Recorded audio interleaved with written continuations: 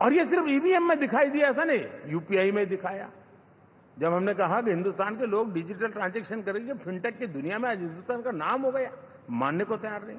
आधार आज देश की एक पहचान बना है। मैं तो देख रहा हूं कि मुझे कई देश कहते हैं कि हमें आधार की पद्धति से आगे बढ़ना है, आप कैसे मदद कर सकते हैं। उस आधार को रोकने के लिए सुप्रीम कोर्ट में बार बार जाकर के परेशानियां पैदा की। यानी मूलतः ये प्रगति के विरोधी, आधुनिकता के विरोधी, टेक्नोलॉजी के विरोधी इंडी अलायंस हमने देखा है। साथियों, इस देश के लिए ये भी चिंता का विषय है कि विश्व में भारत के लोकतंत्र की ताकत को कम आंकने का प्रयास, और कितना एक्सट्रीम है। मैं दुनिया में ढोल पीट रहा हूं कि हम मदर ऑफ डेमोक्रेसी है, और ये दुनिया में जाकर के बता रहे नहीं हमारे देश में तो डेमोक्रेसी जैसा कुछ नहीं, कि वो मोदी बैठ गया है, वो एक चाय बेचने वाला यहां पहुंच कैसे गया, कुछ तो गड़बड़ की होगी। ये जो इनकी मनस्थिति है जी, भारत के नागरिकों को चुनाव प्रक्रिया के प्रति अविश्वास पैदा करने का जो उनका षड्यंत्र है, मैं मानता हूं कि अब दुनिया भी भारत के लोकतंत्र की विविधता, विशालता, व्यापकता, गहनता, इन सबको भी जानने समझने के लिए आकर्षित होगी। ऐसे ही इस चुनाव के नतीजे में देख रहा हूं। साथियों, जब 1 तारीख को मतदान पूरा हुआ और 4 तारीख को काउंटिंग, इस बीच की चीजों को आप देखिए। योजनाबद्ध तरीके से देश को हिंसा की आग में झोंकने का बयान दिए जाते थे। यहां इकट्ठे होना, यहां पहुंचना, यहां करना। कुछ लोग इस चीज को गंभीर नहीं लेते हैं, लेकिन ये बहुत गंभीर है। आप भारत के लोकतंत्र को, पहले उसकी व्यवस्था को अनादर करते हो, अब परिणाम आने से पहले एक ऐसा माहौल बना दो कि बस आग लगा देंगे। हर प्रकार से उन शब्दों का अर्थ यही निकलता है कि उन्होंने देश को उस दिशा में ले जाने का प्रयास किया था। लगातार देश को गुमराह करने का प्रयास किया गया, देश के लोगों को बांटने का प्रयास किया। अरे, चुनाव एक ऐसा लोकोत्सव होता है कि ज्यादा से ज्यादा लोगों को हम जोड़े, तोड़ने के लिए नहीं होता है। लेकिन हर प्रकार से कोशिश यही की गई। साथियों, मैं मानता हूं कि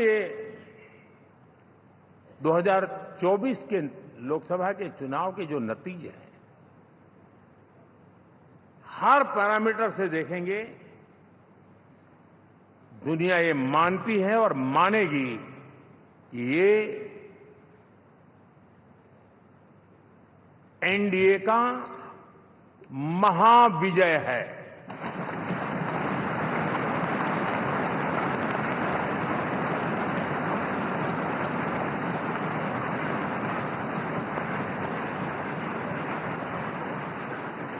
और आपने देखा 2 दिन कैसा चला, जैसे हम तो हार चुके हैं, गए।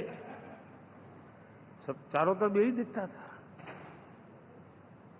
क्योंकि उनको अपने कार्यकर्ताओं का मोरल हाई करने के लिए ऐसे काल्पनिक परेड ये करने पड़ रहे हैं।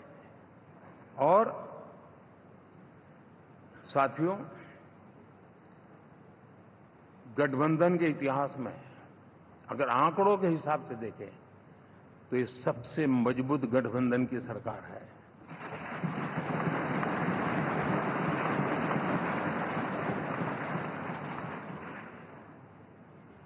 लेकिन कोशिश ये की गई कि इस विजय को स्वीकार न करना, उसको पराजय के छाया में डुबो कर रखना। लेकिन उसकी ऐसी चीजों की बाल मृत्यु हो जाती है, और हो भी गई। लेकिन देशवासी जानते हैं कि न हम हारे थे, न हम हारे हैं।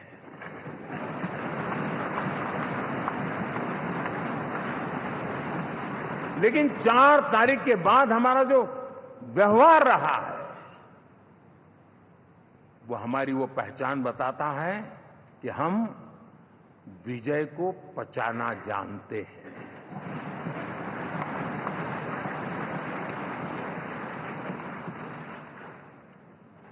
हमारे संस्कार ऐसे हैं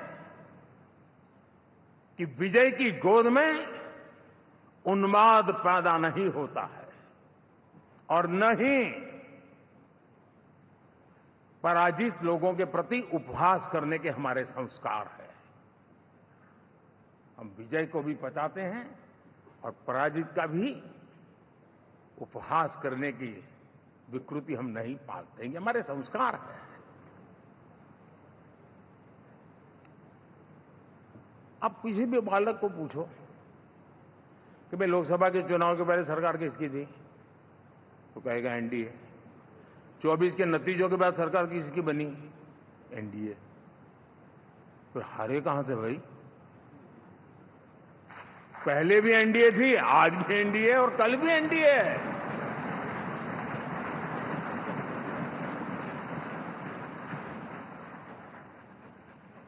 आप सोचिए 10 साल बाद भी कांग्रेस 100 के आंकड़े को नहीं छू पाई।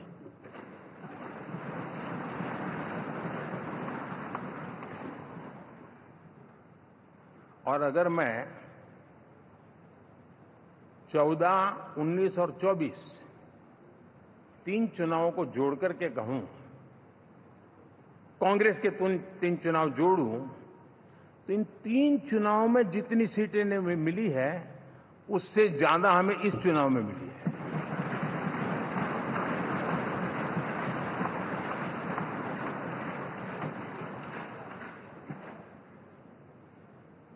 और मैं साफ देख रहा हूं साथियों, एनडीए वालों को अंदाज नहीं है।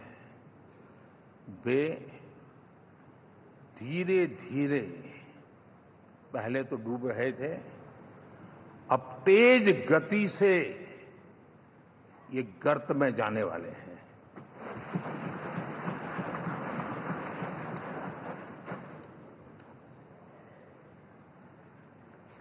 साथियों, इंडिया अलायंस वाले देश के सामान्य नागरिकों की जो समझ है, आज भी वो उसके सामर्थ्य को समझ नहीं पाए हैं या समझना चाहते नहीं है। भारत के सामान्य व्यक्ति की भी एक समझ है, और जो जमीन से जुड़ा रहता है ना, वो समझ को छूता है, समझता है, पहचानता है। वो वहां नहीं है। साथियों, इन लोगों का जो व्यवहार रहा है 4 तारीख के बाद, मैं आशा करता था कि वे लोकतंत्र का सम्मान करेंगे, लेकिन उनके व्यवहार से लगता है कि शायद उनमें ये संस्कार आए, इसके लिए हमें और इंतजार करना पड़ेगा। और तो मैं ज्यादा कुछ कह नहीं सकता। और ये वो लोग हैं जो खुद की पार्टी के पीएम का अपमान करते हैं, उसके निर्णयों को फाड़ देते थे। खुद की पार्टी को विदेशी मेहमान आ जाए तो उसके लिए चेयर नहीं होती थी। ये सारे दृश्य आपने देखे हैं। ठीक, और मैं समझता हूं कि इन सारी स्थितियों में से हम लोकतंत्र की मजबूती और जनता जनार्दन के प्रति आस्था, इसको हम, साथियों, लोकतंत्र हमें सबका सम्मान करना सिखाती है। विपक्ष में भी जो सांसद जीत करके आए हैं, मैं उनको भी बधाई देता हूं।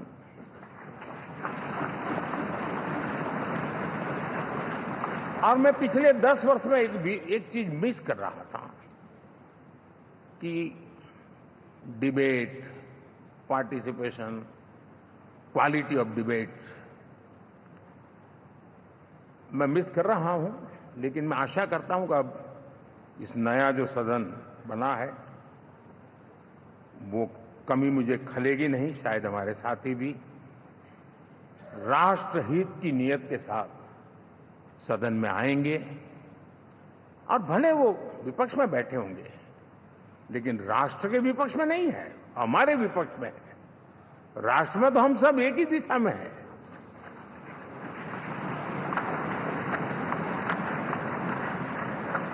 राष्ट्र में हमारा कोई पक्ष विपक्ष नहीं है। राष्ट्र में तो हम 140 करोड़ है। और मैं आशा करता हूं कि वो राष्ट्र हित की भावना को लेकर के सदन में आएंगे और सदन को समृद्धि देने में वे कुछ न कुछ योगदान करेंगे। साथियों, 24 का जनादेश एक बात को बार बार मजबूती दे रहा है, बार बार मजबूती दे रहा है कि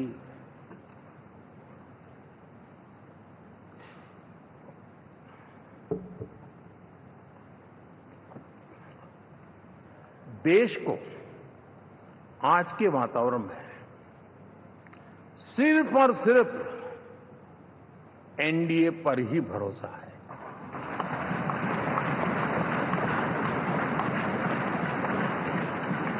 और जब इतना अटूट विश्वास है, इतना भरोसा है, तो स्वाभाविक है देश की अपेक्षाएं भी बढ़ेगी। और मैं इसे अच्छा मानता हूं और हम सबका कर्तव्य भी मानता हूं। और इन अपेक्षाओं को पूर्ण करने के लिए, और मैंने पहले भी कहा था कि जो 10 वर्ष हमने काम किया है वो तो ट्रेलर है।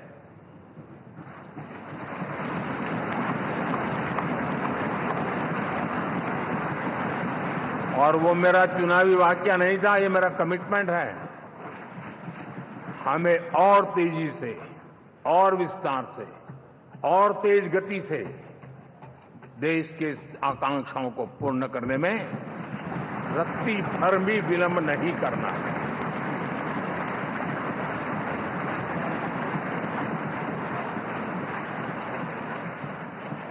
जनता जनार्दन चाहती है हम पहले से ज्यादा डिलीवर करें।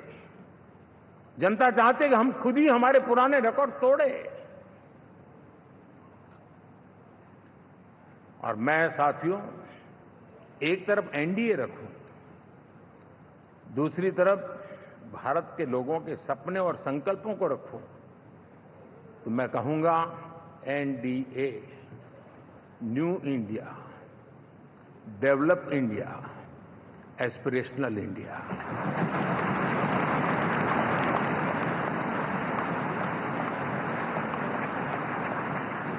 और इसी सपने और संकल्पों को पूरा करना, ये हम सबका संकल्प भी है, कमिटमेंट भी है, और हमारे पास रोड मैप भी है।